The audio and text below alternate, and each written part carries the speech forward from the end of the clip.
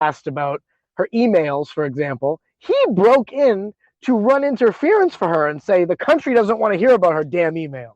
We want to hear about how she's just awesome. So as you retell that story, I know the exact intonation you said it in. We don't want to hear about your damn emails. But the way you said it made me think of Ned Flanders' son saying, I don't want to have any damn vegetables. And he did the same thing again where he's running against Elizabeth Warren. She comes out on TV, stands right next to him, and calls him a sexist and makes up what is, I think, almost definitely a bold-faced lie about something he said. And he didn't even really defend himself.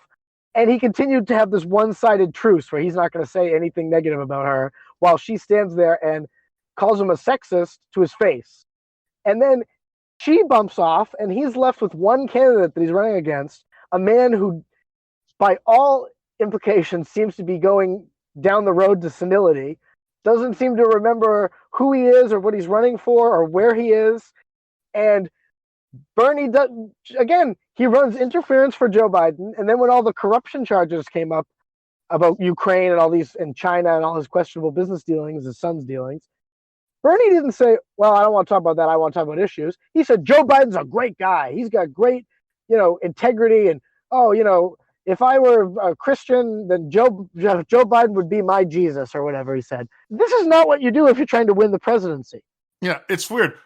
You remember Ron Paul, who he was never comfortable doing that kind of stuff. He liked to talk about issues. When in 2012 his campaign told him, you do need to point out that Rick Santorum is a fake conservative who's using this, for lack of a better term, who's using this mantle to hide his sort of nationalism. And you do need to point out this about these other candidates, that Newt Gingrich is a chicken hawk. Ron Paul, I can remember those exchanges because they were very awkward because he was clearly uncomfortable going personally after these guys like this. But he did it. Why? Because he said, well, these are important things. People do need to know. If you're running for president and you're an honest person, even if you want to talk about issues, if the guy you're running against is a crook and a liar and senile and a thief, it is not noble to say, I'm going to not talk about that. It's I think what it is very bad. Bernie, this, boomer joke. Bernie says that he wants America to be more socialist, but his knee-jerk loyalty to the party and his refusal to criticize, he must think he's already in one.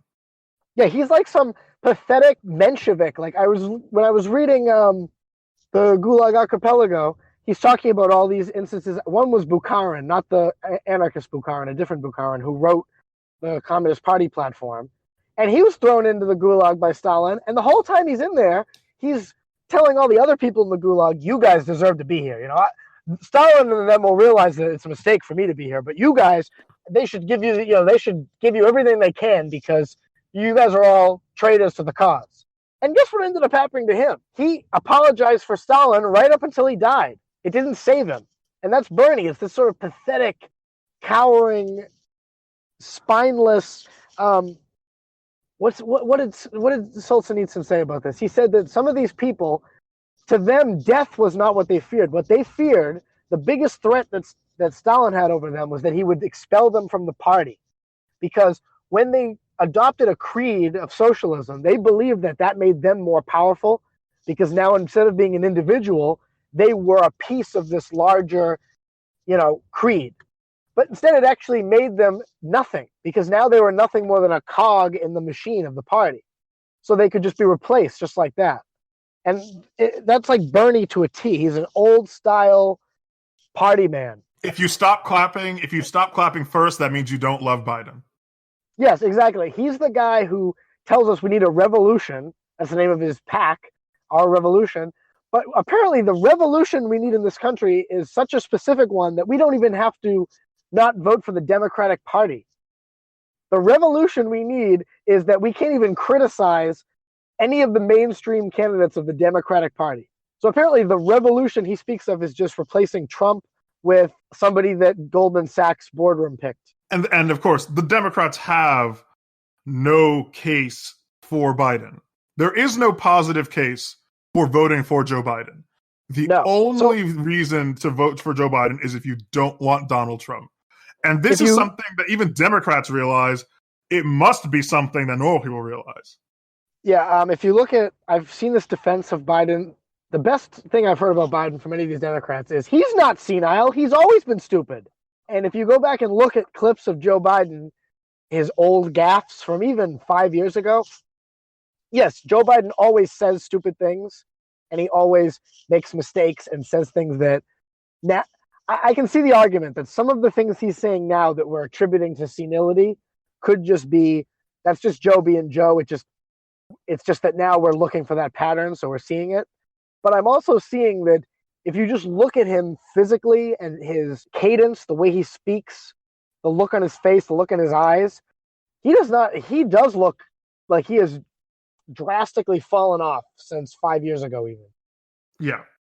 He doesn't look like he's all there. So I do think some of his gaffes right now, like when he called his wife his sister and his sister his wife, I don't think that was him being senile. I really do think that they were standing somewhere and then they moved and he didn't see them move and then he turned and then, oh, it's you. But there are some of the things where it's clear that he's just not really there anymore. So the new allegation against him that he sexually assaulted one of his staffers when he was in the Senate, far be it for me to not believe women, but even if Joe Biden did sexually assault that woman, the Joe Biden that did that is long gone. That guy doesn't exist anymore. I think the statute of limitations runs out when the body of the person just becomes an empty husk. He may look like Joe Biden, but he's not in there anymore. There is no Joe Biden. Though you may look at him and shake his hand and feel as though your lifestyles are somewhat similar, he is simply not there. Okay, I think that's all I have to say about the Democratic Party, although we have another piece of Democrat news which flows into Trump news. So let's talk about Andrew Cuomo. I have a lot to say about one thing about Andrew Cuomo, and I feel like Dan thinks that's what I'm going to start with. First, let's talk about another matter. So because of the Middle Kingdom malady that's been sweeping the nation, there's been a need for ventilators. We discussed before, Dan and I are very strongly in favor of so-called price gouging because it means that things get allocated to their most efficient use, right? So if you anticipate a crisis, you buy up all the ventilators and then you sell them at a higher price because the demand is higher.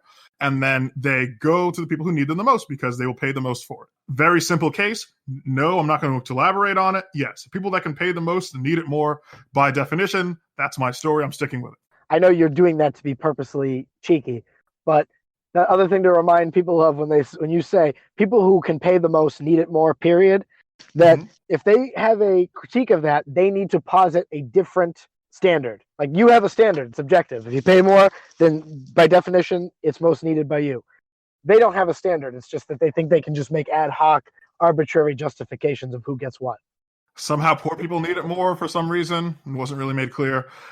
So if you don't like the price standard, you have to posit some other standard. You can't just snipe from the sidelines. Yeah, and if it's whoever has the most, advanced case of it, well, that's going to be a bit of a weird musical chair situation, right? Where you're going to have somebody on a ventilator, and then as they start to recover, you take it out because you don't need it as much, and then you give it to somebody who's also, further along, and then as the other person's condition degrades, and then it's a kind of weird cycling. I can almost imagine the ventilators traveling in a sort of wave function down the line of people. Harry Brown used to talk about this. The idea of altruism is that we exist to give happiness to other people. And he said, so imagine happiness is like a dodgeball.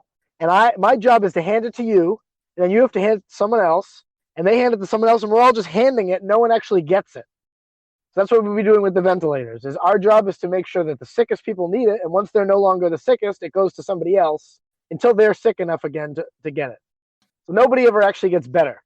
What Andrew Cuomo did was he approximated the same result, except with fewer people happy, because he just outright seized the ventilators from hospitals and I think even private facilities in upstate New York to bring them into New York City. And the reason he did this is because upstate New York has very few cases and New York City has a lot. In any market system, the ventilators would flow one way or another to New York City. We couldn't do it the easy way. The government made doing it the easy way illegal and then proceeded to pick unilaterally to do it the hard way. But that's what a world without price gouging looks like. But make no mistake, those ventilators belong in New York City. that is where they would be in a market system, and that is where they have ended up under a political distribution system. The only thing that has changed is that instead of getting money for your ventilator, it was just straight up taken. As you know, in a system where we allow prices, bidding for the highest price to determine who gets what, whoever has the most money will get it, which is why Bill Gates, has all the chocolate bars in the world, and we can't get them at the store. Yeah, that's why Bill Gates is hoarding ventilators, I'm sure. So he buys them all, because that's how they think it works. They go, well, then the rich guy who's not even sick will buy them all. Why would he buy them all? Because he's got more money. Yeah, but Bill Gates could currently buy most of everything in the country, but he doesn't. Why? Because he doesn't need it. I effectively bid for my chocolate bars, and I outbid Bill Gates all the time. Yes. I buy ones that he doesn't even want. Let's assume that Bill Gates did buy up all the ventilators. Presumably he's going to sell them, and he's going to sell them at market clearing price anyway. No, he's going to hang on to them. Yeah, if you try to price gouge ventilators and then Bill Gates buys them again and price gouges, that means you did an inefficient job of price gouging. Do you see? You didn't price gouge well enough because you said, I'm going to buy these up on the cheap and I'm going to sell these at a 50% markup. And Bill Gates looks at you and said, what are you, an idiot? These things should be sold at a 100% markup. And then you're like, all right, prove it. And then he'll just buy all of them from you and then sell them at another markup. It's like, you see, idiot. And we use Bill Gates as the example here because we want him to know that when he does his takeover, we should be allowed to leave our house. Yes. Notice, Bill Gates, I have no problem with you doing this price gouging thing. In fact, not only do I respect your right to do it, I actively encourage you to do it. That's not just, it's funny because that's also the voice I use when I say Cato wants to give me. Actually, it's the exact same emotion. I'm not just being craven as a joke. I also actually do think you should do this thing. And I'm willing to compromise on certain axes to continue to say that if I'm going to sell out, I want to at least sell out for something I kind of believe in. I can sell out. I'm not going to sell out to support war, but I will sell out to support price gouging or something. So people were very upset with Andrew Cuomo for violating people's property rights. I don't really have too much sympathy because, again, there was a normal way to do it, right? There is an easy, mutually beneficial way. Yes, the state of New York is the thing that made price gouging illegal. The state is not the people. People didn't do it to themselves. We are not the government. So it's not as though people to themselves made price gouging illegal and then the state's just doing whatever. But also, yes, that's exactly what's happening. If I were Andrew Cuomo and I wanted to be an asshole, which I always do, I would just go door to door and I would ask somebody, hey, do you believe in price gouging? And they say, no, it's wrong. And then I take your ventilator. And then if you say, no, price gouging is actually a good thing, and then I say, all right, you can keep your ventilator, we'll buy it from you. And that's the way we decided. So when do you want to endorse Andrew Cuomo for president? People are also bringing this up as a case of urbanites oppressing ruralites. Upstate New York is losing its ventilators because it doesn't have as many cases. The state of New York has a proportional voting system, right?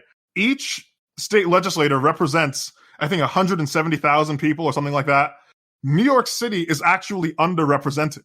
It should have 65 seats in the legislature. It has 64. Oh, my God. I mean, I'm just saying. And notice, that's out of 150. The Electoral College again? Yes. New York City doesn't even represent the majority of people in New York State. Andrew Cuomo represents the majority of the people in New York. That's what he's doing. I mean, again, to the extent that any government official represents the majority of anyone. It's very funny to me, Dan, that I'm running into these obvious Rothbardian contradictions in my defense of this. It should cause me to feel mentally uncomfortable. Marcel, have you noticed that in your attempt to defend Andrew Cuomo, you're constantly needing to acknowledge everything you know about libertarianism that contradicts these things? I am aware of these things. Anyway. Let's get to our next segment.